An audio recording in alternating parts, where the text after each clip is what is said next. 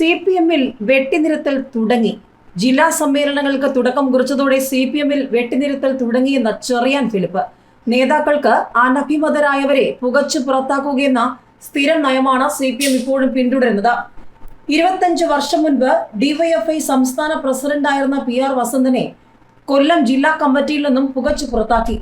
വസന്തനു ശേഷം SFI DYFI നേതൃത്വത്തിലെത്തിയ AM Shamseer, Muhammad Riyas, KN Balagopal, MB Rajesh, P Rajeev, Saji Cherian, M Swaraj, Puthalath Dineshan, A റഹീം എന്നിവരാണ് ഇപ്പോൾ CPM-ന്റെ പ്രമുഖ നേതാക്കൾ.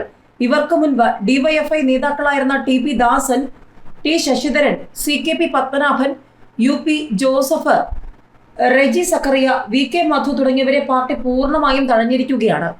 SFIയുടെ തീപ്പൊരി നേതാവായിരുന്ന സിന്ധു ജോയ് അവഗണനയിൽ മനം നൊന്ത് രാഷ്ട്രീയം ഉപേക്ഷിച്ചാണ് നാട് വിട്ടതെന്നും ചെറിയാൻ ഫിലിപ്പ് ആരോപിച്ചു.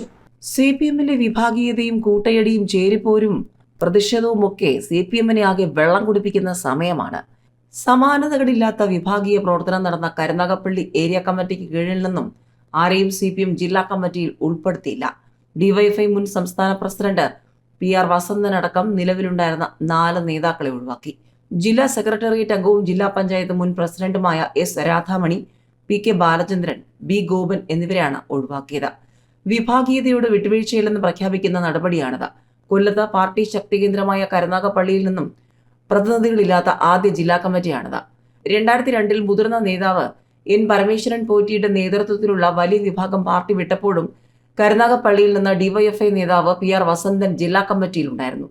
വിഭാഗീയതയുടെ പേരിൽ 17 ബ്രാഞ്ച് സമ്മേളനങ്ങൾ നിർത്തിവെക്കേണ്ടി വന്നതും ലോക്കൽ സമ്മേളനങ്ങളിൽ സംസ്ഥാന കമ്മിറ്റി അംഗങ്ങളെ പൂട്ടിയിട്ടതും സംഘടനമുണ്ടായതുമെല്ലാം സംസ്ഥാന തലത്തിൽ ശ്രദ്ധിക്കപ്പെട്ടിരുന്നു. ഒടുവിൽ പാർട്ടി കരുനാഗപ്പള്ളി ഏരിയ കമ്മിറ്റി പിരിച്ചുവിടുന്നത് വരെ എത്തി കാര്യങ്ങൾ.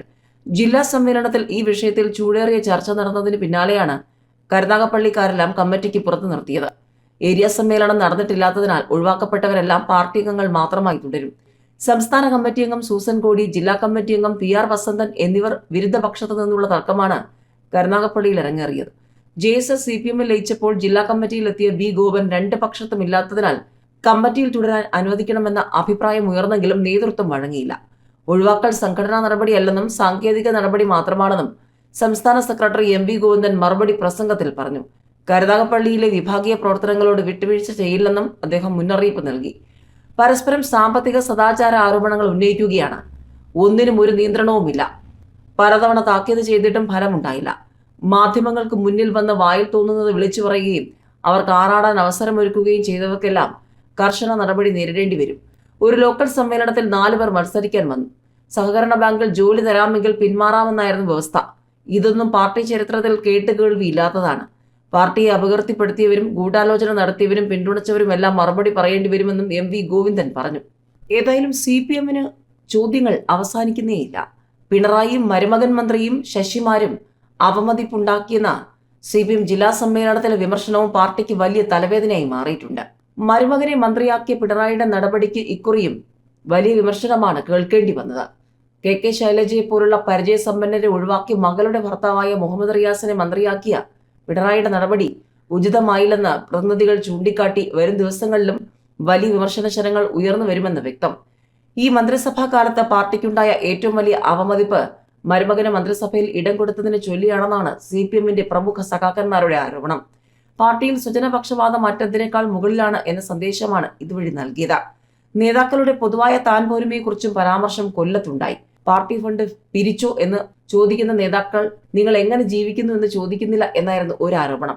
മറ്റ് സംസ്ഥാനങ്ങളിൽ തെരഞ്ഞെടുപ്പ് നടന്ന സമയത്ത് പിണറായി വിജയൻ കുടുംബസമേതം വിദേശയാത്രയ്ക്ക് പോയതും വലിയ വിമർശനം ഉയർത്തി.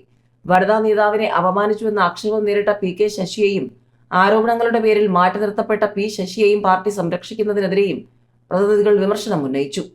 ഏതായാലും സോഷ്യൽ മീഡിയയുടെ പുതിയ ട്രോളുകൾ CPM-ന് തലവേദനയും ചോദ്യവുമായിട്ടുണ്ട്. MM മണി കേരളത്തിലുടനീളം പ്രസംഗിക്കണം, CPM-നെ പൂട്ടിക്കെട്ടിക്കാൻ പിന്നൊന്നും വേണ്ടെന്നാണ് സോഷ്യൽ മീഡിയയിലെ പുതിയ ട്രോളുകൾ. CPM നേതാവ് MM മണിയെ കേരളത്തിലുടനീളം പാർട്ടി സമ്മേളനങ്ങളിൽ പ്രസംഗിക്കാൻ വിളിക്കണം. MM മണിയുടെ പ്രസംഗം മാത്രം മതി ജനങ്ങളെ വെറുപ്പിക്കാനും അടുത്ത തെരഞ്ഞെടുപ്പോടെ CPM-നെ പൂട്ടിക്കെട്ടിക്കാനും എന്നാണ് സോഷ്യൽ മീഡിയയുടെ ഏറ്റവും പുതിയ ട്രോള്.